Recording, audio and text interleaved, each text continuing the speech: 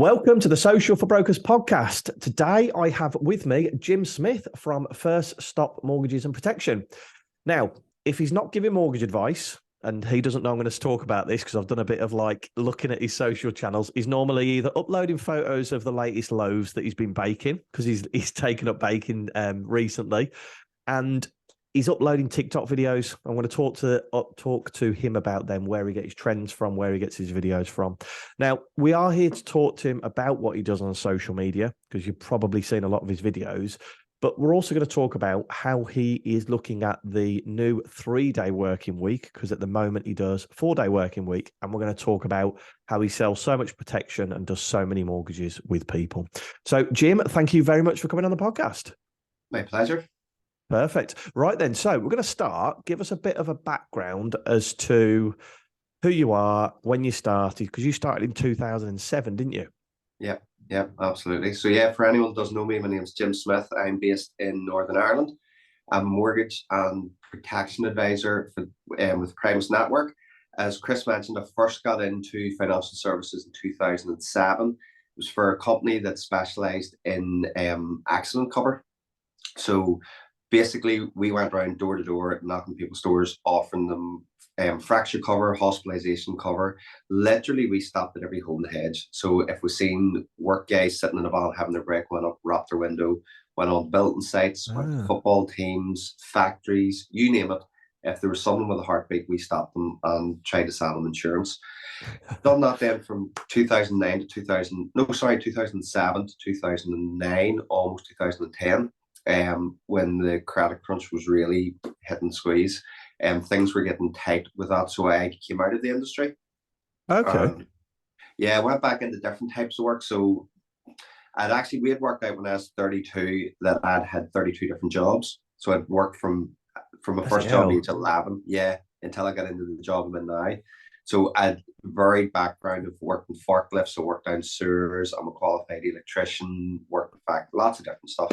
God. But got out of the insurance in 2009 and spent the next 3 years bouncing about between factories and doing temporary work and forklift driving, and then got back into the insurances in 2012. Right.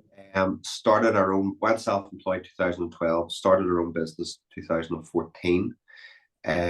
Limited company 2016, and then 2017 got the mortgage qualification. And then that led me to where we are now. Oh, so did it start as First Stop Protection? Is that how it started? Yeah, so it started as First Stop Solutions, right? And nobody had a clue what we were. It's not in the name, is it? Yeah, didn't make any sense at all. So then when we got the mortgage qualification, we switched it to First Stop Mortgages and Protection. And it's grown from there then. So that is, and we're going to get into this because you've got some pretty impressive figures with your insurance side of things, because you started selling insurance, and it's bloody tough by the sounds of it that you're having, you know what I mean? You're knocking on doors, you're rapping on windows. You obviously have those expertise to be able to really sell insurance off the back of the mortgages, don't you? Yeah, absolutely. And if I'm honest, the main reason we do mortgages is for the protection. If I get hit the figures I do for protection without mortgages, I wouldn't be overly worried about them. And we're going to get into that shortly. But tell us, what was the worst response you've had when you was out on the road then trying to sell insurance? Like, did you knock on somebody's window and then just tell you to F off, or did you? All the time. You used to get chased. You used to chased? Threatened with physical violence. Really? Called con men. I used to get we got to the point, if we were heading out into an area, we'd have phoned the local police station, give them our registration number, and explain that we're out canvassing. Because we used to regularly, I'd get phone calls. Are you the driver of a car with this registration? Yes, there's been multiple reports of you cold calling in the area. Now, the police were fine with it. They knew what we were doing. Oh, really? But they were just following up, which I suppose is a good thing when you hear about all the scams going on nowadays. But some of it used to be crazy. I remember a guy that I worked with had a gun pulled on him by a farmer. A farmer pulled out a shotgun and told him if he didn't get off his yard, he was going to shoot him. Bloody hell. It was crazy. But really good training for getting to talk to people and win them round. Yeah, massively. And That's what I was going to say. It can be seen as like double glazing salespeople, can't it? That's how Yeah, it's seen. But I suppose now that you've got all the setup of the business and things, especially from me from the outside looking into mortgage advisors, if they're going to trust you with their mortgage, it's very easy for them to trust you with your insurance yeah. rather than going in. Do you get before we get into it? You get many clients that just come to you for insurance and protection, or do they come through the mortgage route? I would say the majority is just insurance. Oh, For a, okay. for a long time, all we promoted was the insurance, and Mhm. I don't get passionate about mortgages. People, Okay. everyone wants a mortgage, but not everyone wants insurance. But I will Mhm. get passionate when I'm talking about insurances. So a lot of my posts, the ones that tend to get the best traction, are the ones where I'm talking about insurance rather than mortgage. That because you think that shines through more than it does talking about mortgages. Yeah, Yeah. yeah, I think so. Yeah, And so many people are going to love this episode because it's as the mortgage and the purchase market slows down, insurance really needs to help stop that gap of the finances, doesn't it? So tell us what was your average premium last year when it came to insurance? last year's average premium would have been about £85. Okay, awesome. So what would the monthly be? Monthly, in total, I was writing an average overall £1,700 a month Wow. of of insurance premiums.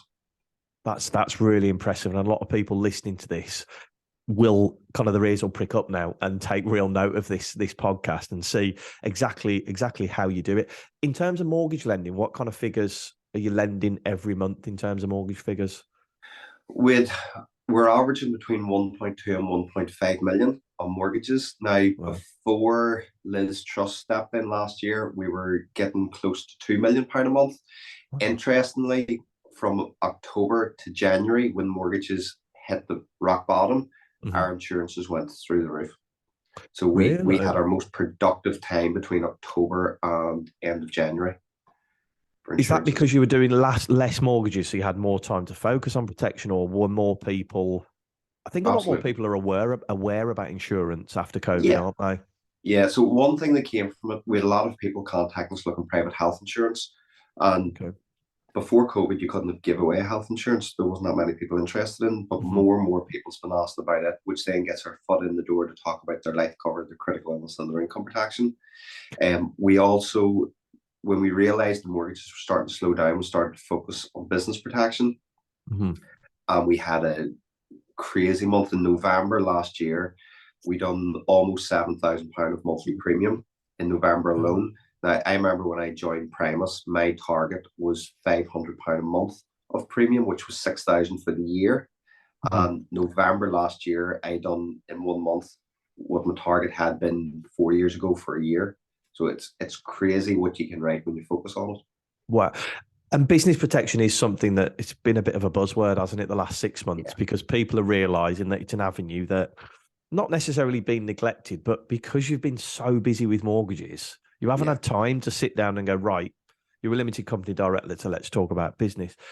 How do you start that conversation with people? Do you go out and cold call them? Not cold call them, but you know what I mean? Yeah. Follow up some of your clients. How do you generate that business? So what we started doing first was looking at clients that were already in our book that we knew Mhm. were company directors, and we Okay. contacted them and explained that obviously we want to get in touch to review their personal cover, but also just make them aware that some of their personal cover they could potentially move into the business. So Hmm. again, that got our foot in the door talking about relevant life cover, and then we started talking about key person income protection, key person life cover, and critical illness, shareholder protection, and then that just opened the floodgates. Another one again that worked really well with businesses was the health insurance. Okay. We were able to show clients that they can get corporate health insurance cheaper than the personal health insurance. And then once they Right. realised that, we explained that we asked them would they like to see how they can have the rest of their insurances set up in a more tax efficient way. Hmm. And it was simple. It was really simple at Yeah. that point. Carried on from there. What's interesting that you've said there is you've used your current client bank. Now, as mortgage advisors, and we speak about it all the time, it's about, yeah, generating leads offline and we want to be generating new business. But you've utilised your current bank to go in, step in and say, right, we've got all this data here on people. You haven't talked once about getting outside business. It's all been within your database, hasn't it? Yeah. Well, Massive. it's clients that already believe in you and already trust you. So they're the easiest people to sell to. Mm-hmm. Where like before, like I said, when I was going out knocking doors and tapping on van windows, they're the people that have no interest in talking to you. But if you've got a client there 3 or 4 years and you have a good relationship with them, Yeah. they're going to give you 10 or 15 minutes to talk about other options they have with their cover. And as soon as you say tax efficient, people listen, don't they? Especially with Absolutely. business protection. It's like, well, yeah, it's not going to cost you as much Absolutely. as you think, and it's coming straight through the through your business. Yeah. And then what we also done, I went to my own accountant and asked him would he like his insurances looked at. He got me to do it, and now we have him set up as an introducer to us, and he's been Ah, sending us regular business, probably on a monthly basis now. that's a really good way of doing it, and that might form part of the strategy question at the end. But your accountant is speaking to business owners all day, every day. So it's very Mm-hmm. easy for him to say, "Do you want a tax efficient way to look after your staff?" Yeah. Oh, interesting. I think a lot of people are going to be phoning up their accountants after this one, mate, and doing the same. So we talked about your protection. We talked about how you run the business. One interesting thing that came out of our conversation before this podcast was you doing a 4-day week at the minute, but you're looking to reduce it to 3. And it's all about you guys in the company sticking to what you're good at, isn't it? Can you talk us through that and how it works, Jim? Yeah. So what we've already done, Chris, I've actually cut it down now to a 3-day Oh, week. have you? Ah, okay. Yeah. So a lot of our clients want to be seen in the evenings. Mm-hmm. And what we were doing before was seeing the same amount of clients, but stretching it out over the full week. What we Okay. do now is Monday to Wednesday, we'll do appointments from 10 o'clock in the morning to 8:30 in the evening. Okay. And it's still giving us lots of time to see clients. I mean, 2 weeks ago, I seen 30 clients in 3 days. Now, don't God, get me wrong, it's by the time you get to Wednesday knackered. evening, yeah, you're ready for your pillow. But the great thing then, you have 4 days off. And being Oh, a dad of 3 girls, all primary school age, it gives me that 4 days that I can spend with the kids. So when I get up on Thursdays, have a bit of time to myself, go to the gym, play a bit of squash. And then the Friday, me and my wife will go and spend a bit of time together, and then with the whole weekend with the kids. So it works perfect. And as you touched on, we're just making sure that we're doing the things that we do best. hmm. So in our office, there's myself, there's my brother, who's also a company director and the office manager, and then we have Leah, who is a qualified mortgage advisor with over 10 years experience as a mortgage advisor and a really good admin. Right. So we share the duties. So we'll sit down every morning, talk about the calls that were done the evening before, what needs applied for, what needs quoted, talk about the calls that's coming up this day, what needs done, and then we also supply Leah with a list of people that we need her to contact to set up appointments, whether it's trustees or referrals or reviews. Hmm. And it's a well-oiled machine now. It works really well. Leah finishes early on a Friday. Simon finishes on the Thursday evening, and I finish on the Wednesday evening. And it Wow. just worked well. Everyone knows their place. We have a bonus structure in place for Leah, Hmm. and she never fails to hit it. Even last month when we cut down to the 3-day week, we thought this will really test us, Hmm. but we're still able to do it. It's just being more trying to think of the right way of saying it. Just making sure with the clients we're being as efficient as possible. It And if sounds. sorry, go Sorry. ahead. Cool. No, go on, Jim. I was just going to say, if there is any clients who can't see me on a month from Monday to Wednesday, we have Leah, as I said, that's a qualified mortgage advisor, Mm, and Simon, that's a qualified protection advisor. So those guys can step in on the Thursday hmm. if they need to see people then. And then if it's Friday, Leah can deal with them, but they're told you've only got up to lunchtime. And normally when you give people that option, they don't realise that you work in the evening. So when they hear you can do evenings, they're happy to see you on a Monday, Tuesday, or Wednesday. I think that's huge. He's offering evening appointment. When I was an estate agent, I think if there was an estate agent that did evening appointments, they'd make an absolute killing because it's Yeah, when people are available. yeah, What happens if something happens on a Thursday or a Friday? The thing is, I suppose you've got somebody in Leah who is a mortgage advisor, yeah. but does a lot of the applications, so has that knowledge, is able to step in if that's needed. The only thing is, I would think, would that be quite rare for a company? Do you think a company could work with just, say, like 2 admin staff that cover the Thursday and the Friday?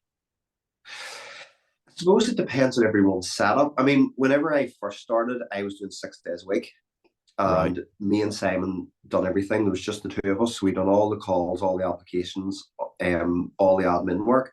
And I realized I was burning myself out. I thought I need to cut this down to 5 days. So I cut it Mhm. down to 5 days, just the two of us. And then at the start, then I cut out Fridays as well. So I was down to 4 days. Right. I think it's all about how you program and condition yourself to work that way. Now, don't get me Mhm. wrong. Thursdays, I'll still do the odd call if needs be. Now, this Thursday, I have to go and do a call, but the guy's willing to spend £500 a month on insurance.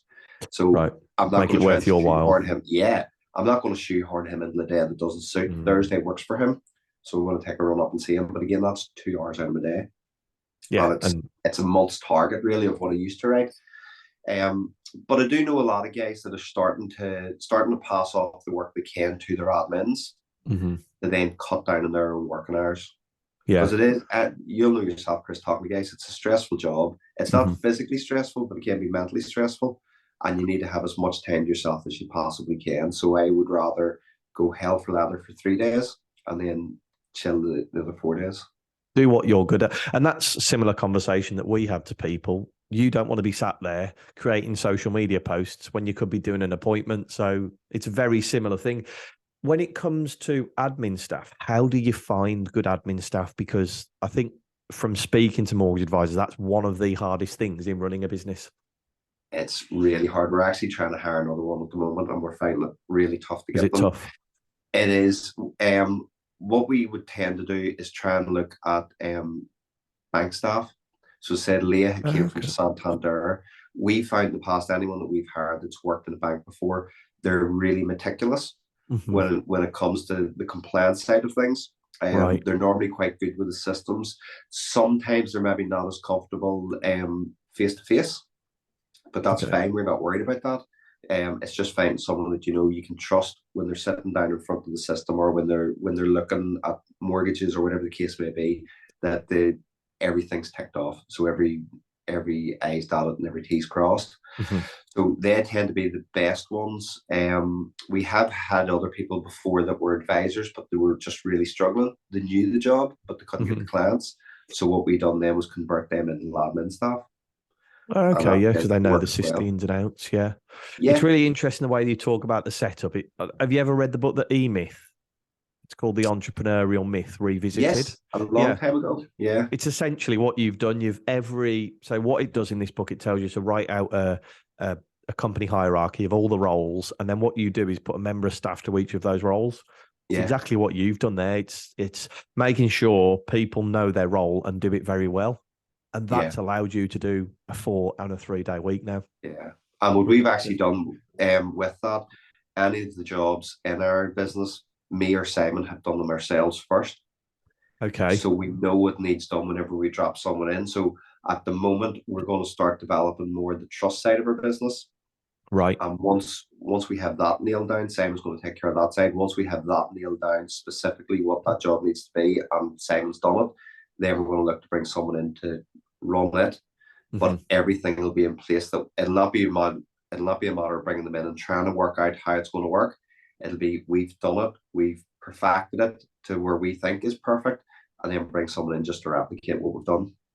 And you've got a list of standard operating procedures, then, haven't you? You can say, Yeah, right, this is steps 1 to 10. This is how you put something in trust. Now, that's very yeah. basic, but this is what you do. And you can just hand them a manual essentially to do that job because That's you've done it. exactly what Yeah, we're doing. Yeah, yeah. awesome. Same with the advising. We have like a Bible we call it, so it's a script from when you Okay. first phone a client to going through the fact find to closing the sale to going through the Ah. medical. So it's all there. If anyone needs it, they can just follow it. You know, if they're doing a phone call with a Mhm. client, they can literally just sit with it in front of them and read through it. And that's a great way if you're going to be hiring staff and mortgage brokers. They they're adapting your values. When they speak to somebody on the phone, you know that they're speaking how you would speak and they're not Yeah, going ad lib or they're saying what they want. And from a compliance point of view as well, I can assume it's a bit of a weight off your mind, isn't it? yeah, Make absolutely. sure everything right's been said. Right. So we've done the heavy stuff, we've done the processes, we've done all the company stuff. We're going to get into the fun stuff and that's social media. So Okay. you guys are big on TikTok, aren't you? And we'll get into Yeah. TikTok in a minute. But the first thing is where do you get your content ideas from? for social media? Literally, I know this sounds bad, especially talking to someone who specializes in social media. We just come No, up with stuff. We do genuinely you? just come up, yeah. Like, for example, we have been talking about that April Fool's prank that we played. Yep. I had been at a concert on the Friday evening, and I woke up on the Saturday morning to a text message from my brother. He's like, Jim, that building in the middle of the town, Photoshop our logo on it and put up a post to say that we've rented it out. So Yep. that was literally done in like So 5 minutes. before we get into this, can you tell the story from the way that you told it me? Because it was funny the way it's appeared on social, and I've seen it grow. Yeah. So Top Shop, there had been a building in the middle of our town, Portadown. Top Shop been in, so it's 3 floors, really nice building. It's been empty now for probably about 18 months. Mm-hmm. So we literally got a photo of the building, photoshopped our sign over the Top Shop sign, and put up a post saying we wanted to wait until our sign was up, but we've signed a lease now for the old Top Shop building. So on the ground floor, we're going to have a barista coffee shop. People can come in and chill. The first floor is going to be our offices where we're going to offer advice on mortgages and insurance. And then on the second floor, we're going to have a dedicated social media studio where we can do all our dances for TikTok and Facebook and Instagram. And it absolutely blew up. Like I was sitting, the two of us was texting each other. Like after 3 minutes, there were seven impressions on it. But 30 minutes, there was 40 impressions. And I think it ended up there was about 150 interactions altogether, and loads of people commenting, congratulations, this is amazing. We had a bank manager contacted us, local bank manager, great location, Jim. Can't believe you got that. Other mortgage brokers, clients saying they'll definitely call in for a coffee. A solicitor that we work with contacts like that's a fantastic location. It just went nuts. We put up a separate post then of Simon standing outside it with a thumbs down and said, listen, it's an April Fool's. I then had to add the original post to say to people, this is an April Fool's. People were still contacting me yesterday and congratulating us on it. Class. So Absolutely it class. just went down. It went down really, really well. We'd done another one yesterday. Funny talking about hiring, it was based on job interviews. Okay, yeah. And it's just a completely silly, stupid wee video me and Simon done. And it was again, two of us sitting chatting, we're like, we should do this, this would be kind of funny. And we done it. And then some of the inspiration, especially for the silly ones, we'll maybe see something on TikTok or on Reels, and we'll go, right, let's adopt that and put our own wee spin on it. So that's it. So yeah. so what I wanted you the April Fool's story is class, because it just shows sometimes your social media doesn't have to be planned out to within an inch of its life. It can be, I've got an idea, let's try it. And be honest, you've probably tried 5 of those ideas before and 4 of them have maybe flopped. Do you know what I mean? You've done 5 funny videos and 4 have flopped, but then this one, the simplest one of changing the sign on a Topshop store, has just blown up. So I definitely agree with you. Sometimes it can be just a bit of a on the whim, this is what we need to upload. When you're looking for, so when you start videos and you're doing those trends, where do you look for the trends? How do you find the trends? Honestly, sometimes it'll just pop up. We'll go on TikTok surfing through it, and something will pop up, and we'll see it's trending, and we'll go, right, let's hit it. But there's been other ones. They're not all trends. One that I done one time was the Hugh Grant dance out of love. Actually, Oh, okay, I've been watching it and I thought that'll be funny to do that dance. I'll do that dance, and done it, and it went nuts as well.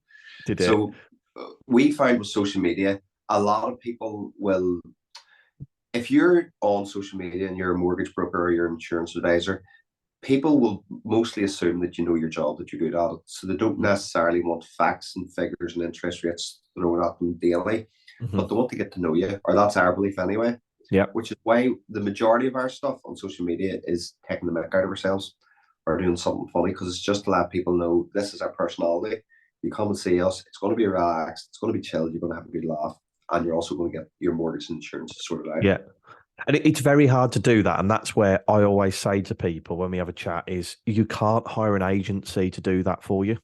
You have to do that in-house, regardless of people do have a fear of going on camera. And if you don't want to do camera work, that's fine. But it's the best way to show your personality. Absolutely. That leads me perfectly into the next question. How did you get over doing video in the initial instance? Or did it just come naturally to you? No, it was something really simple, and I never thought of it until a guy that I've been speaking to that done social media told me, Hmm. turn your phone the other way. Okay. Literally, instead of having it in selfie mode, turn it the other way. You can't see yourself, and just say what you need to say to the back of your phone. Hmm. And as long as you haven't muddled over your words, don't even edit it. Go straight on and post it, and Hmm. that's it. And the more you do that, the more comfortable you get. So that's what we done at the start. Hmm. Until now, we obviously have it in selfie mode and do it the way everyone would do it. And what But you'll find with, go on. As anyone I've talked to, I've told them the exact same thing. If you're struggling with video, turn around so you can't see yourself. And what you'll find is a lot of people will dissect their own videos. So I love that you say, yep, just put it out there, get it out there. But Yeah, what you'll find is when you upload it, you actually get more admiration than people taking the mick. absolutely. And because people don't want to do it themselves. So just put that video out. Another tip I would say, I love the idea of flipping it around. I never actually thought of that, but do it whilst you're walking because it's so hard to do a video when you're sat there face to the camera. Go and do it Yeah, whilst you're walking the dog and just get used to it. yeah, absolutely. So we've recorded the video. What do you now do to upload it to TikTok? How do you create a TikTok video? It actually took me a while getting my head around TikTok because it's not as easy as posting something on Facebook or social media. Mhm. Um, so if it's one that we're not adding anything to, like the one we done yesterday at the job interview, it was literally just me and Simon chatting across the table. Um, TikTok's really good because you can pause your video, you can do it in different sections, and if there's a bit you don't like, you can delete it and do it again. Which anyone new to doing social should do it in TikTok. I think it's the easiest way to do it, an easy way to add it if you need to. And then if I want to add a bit of text or script to it, I do, and then literally just hit post. As soon as I hit post, saves in my gallery, and I can share it then onto Facebook and Instagram and LinkedIn. I would say the main thing with it, and I think a lot of reason why some people put it off, they think they need to get into it too much, and they need to be an Right. expert on editing videos. Hmm. As you'd said there, Chris, just record it, post it, and forget about it. Hmm. People aren't looking for that polished stuff as much No, anymore. Do you know what I mean? yeah, You watch behind the scenes, you watch like on Netflix, you watch the behind the scenes bits and it's the shaky camera. People actually warm to that more now than yeah, the professional stuff. The professional stuff has a place, yeah, promotional, but then when it's you doing a dance, you don't want to hire a videographer for you to do one Taylor Swift dance and then and then move. Do you know what I mean? It yeah. just get it done. So I suppose the big question is, does it generate business at the minute, or is it more just brand awareness? Absolutely generates business. Awesome. Absolutely, Okay. yeah. And even the silly ones. Yeah. So for 2 or 3 weeks there, all we done was silly ones, Hmm. and we had people contacting us weekly, Awesome. looking mortgages and insurance. And when we always ask when someone phones in or messages the page, where did you hear of us? And a lot of the time it's seen your videos on TikTok. Or we had one guy 2 weeks ago contacted us, and he had been referred on by his friend. Hmm. And when I asked who the friend was, he went, "By the way, she's not a client, but she's followed you on Facebook for years." And she said when she does get a mortgage, she's coming to you guys. She's How told me I good's need to come that? and see you. Yeah, You don't even you haven't even sold anyone anything, and they're still referring you because yeah, you're visible, you're front of mind. yeah. When you talk about, I think we missed a bit there with TikTok. You will post the TikTok videos on your Facebook page, won't you? And then is that where you get the majority of your inquiries through Facebook? Facebook and LinkedIn. Yeah. Yeah, those are the two main ones. Do you have a different approach on LinkedIn to Facebook, like with the TikTok videos, or do you just upload them to all the channels? No, the only difference with LinkedIn, because some people can be a wee bit strange with LinkedIn and think it has to be all dead serious. Yeah. So to steal a line from Monty Python, whenever I do one of the funny ones on LinkedIn, I'll put at the top of it, and now for something completely different. Okay, so So it just breaks down that barrier straight away. yeah, yeah. Yeah. So they're not expecting it to be serious because at the start I used to do those videos and people would message and say, "This isn't the platform for it. This isn't Did you Facebook." used to get messages? That's bad, isn't it? Yeah, but I quite liked it because I knew if I was living rent free in their head, no, it's annoying them more than it annoys me. So if someone messaged me to say I don't want to see that on LinkedIn, you can guarantee that I'm going to do more of that on LinkedIn.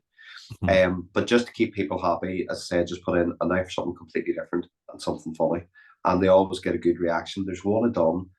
I actually can't remember what it was. I'll have to check it out and send it to you. But there was one I done on LinkedIn, and it went complete. Oh, it was a joke about a helicopter, All right. and it got like tens of thousands of views and was Hmm. shared, and had nothing to do with my work at all. But I got a Madness, lot of isn't it? people starting to follow me then on LinkedIn from that, Yeah. and business off the back of it. So what you're doing is creating a video in TikTok and using it on so many different platforms, aren't you? Yeah, That's the key.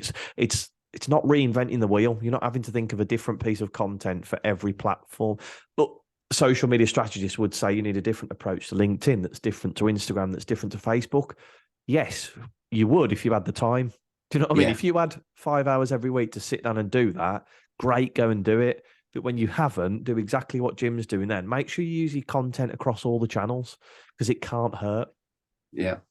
Really interesting with social. I'd go if I was a listener of this, I'd go back to the beginning of that and take notes of everything that you've just said and exactly what you do. Before we get into the strategy question, where we find out how you would generate brand new business, we like to make a £10 donation to a charity of your choice. Which Yeah. charity did you want us to make the donation to? So there's a really lovely client of mine, Natasha Lockhart, and she lost her mum when she was young to cancer. And Mm-hmm. Natasha's taking part in the London Marathon this year, and she's raising money for World Cancer Research Fund. So Fab. I will send you her Just Giving link, Yes, Chris. And please if you do. want, Yep. yeah, donate it on there. Yeah, that'd be great. We'll She's make the she's going to donation. raise 2,000. And I would ask if anyone's got anything from this podcast, jump onto the link, and even if you give her £1, £2, it'd be great to see her raising her target of 2,000. Fantastic. We'll put the link in there as well for you. All right. Brilliant. Perfect. So to wrap up the podcast, the strategy question. So we're going to pretend that you've moved to the north of Scotland. You've got a laptop, a mobile phone, and an internet connection. What would you do to start generating new business? So I've been thinking about this, Chris. I've given a lot of thought. Awesome. I have done this. Okay. Yeah. So when COVID first hit, the housing market in Northern Ireland closed completely, and Okay. England opened up first, and we thought we need to generate business somewhere. Mhm. So I would do the same as I done then, which I done Okay. in London. So if I was in Scotland, I would first of all get it passed by compliance with my network, but Mhm. then I would target NHS staff in Scotland and offer them fee-free mortgages. Right. Um, what we done in London that time, we offered fee-free mortgages to all NHS staff. We offered them £50 refer a friend as well. And we also got a pass by compliance that if they switched their mortgage or insurance to us, they would get £100 reward, but like the banks used to do. Ah, right. And I've never heard of people doing that. that got us through probably the most difficult part of lockdown. Our average mortgage in Northern Ireland would be about 160,000. Mhm. In London, we were doing mortgages 400,000, 500,000. There was one we done that was 725,000, and the protection Bloody off the hell. back of it. And none of those people obviously knew us in London. They didn't Mhm. know, they wouldn't have been following our page.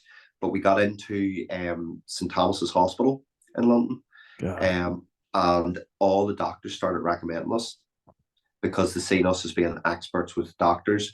It Yeah. all kicked off. One doctor's girlfriend had seen our post and contacted us saying that her partner had been to 4 different brokers in London and they couldn't get him a mortgage.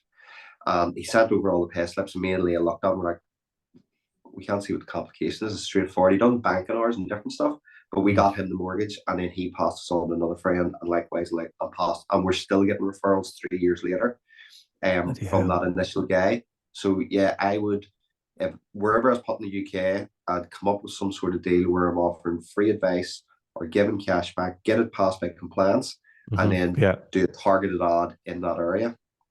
That's Um, class, yeah. So you were like, right, Northern Ireland, it's dead in the water for the next few yeah, months because it's closed. Right, where is the business happening?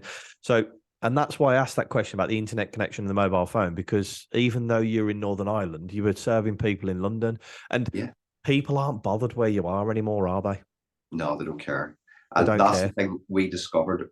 We always thought we have to, all our appointments before COVID were face to face. So I'd have Okay. drove an hour and a half to come and see you. We believe you need to see the white of your eyes. But once we realized you can't go to your next door neighbor's house, Hmm. we were Yeah, like, you we can't have even to, go we next have door. to do something different. So that's Yeah. when everyone discovered Zoom, and all of a sudden clients didn't care. As long as they were getting advice, they wanted to see you face to face, but if it had to be on Zoom or on the phone, they were happy enough to do that. So that just opened up the whole of the UK. We were always really Mm. proud. There's 6 counties in Northern Ireland, and we were always proud that we had clients in each county in Northern Ireland. Oh, Now awesome. we can say we have clients in every part of the UK. So Northern Ireland, Scotland, England, and Wales. I Oh, mean, wicked. from You we've should do a clients count. You in, should have counties up and down the UK now. That's what you're going to do. Hit every yeah, postcode in the UK. absolutely. We have clients in Devon, and we've clients right up in Scotland, up Wow. around Edinburgh, and also covered the length and breadth of the UK now, all because of COVID. And what I speak a lot about local businesses and helping build your brand locally first. And it's a big thing to build it locally first because you get your name out there. It's very hard to Yeah, go from 0 to 100 with the whole UK. But yeah, once you've built that platform, and there'll be a lot of people that listen to this that may be at your size of company at COVID level, and hmm they're like, right, how do I take the next step to go from this village that I live in to this town, this city, this country? And that's exactly what you've talked about there. Pick a target area and a target. And I know there's the word niche is thrown about so much in this yeah, industry, but that's essentially what you did. You picked a niche area and a niche occupation, didn't you? And yeah. it bloody helped by the sounds of it. It did. Well, the whole thing then, we were all out at 8 o'clock every night clapping the NHS. So again, Yeah. that was trend at the time. It was all about the NHS. And we Yeah. thought, right, we want to do something. We'll give something back. Hmm. So we thought, right, fee-free advice and cashback for switching. And I was surprised because I sent things into compliance, and a lot of time they come back, oh, you can't do that.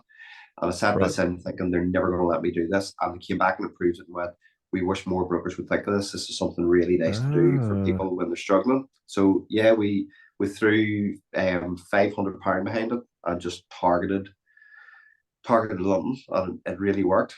As bloody I hell. say, up to now, we're still getting referrals from St Thomas's Hospital and all in around the London area.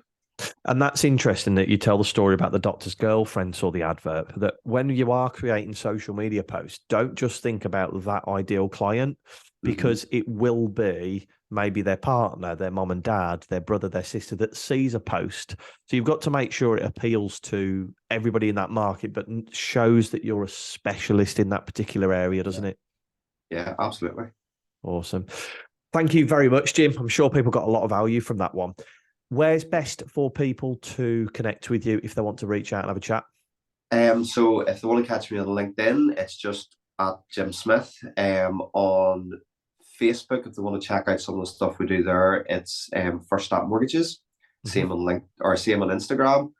Um, yeah, or they can look me up TikTok if they want to look at some of the stupid stuff that's nothing to do with work as well. It's Yeah. at Jim SMY80.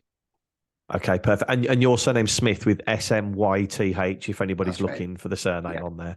Mate, thank you so much for coming on. Really, really appreciate your time and good luck for the rest of 2023. Thank you very much, Chris. It's been a joy. Cheers, Jim. Thank you.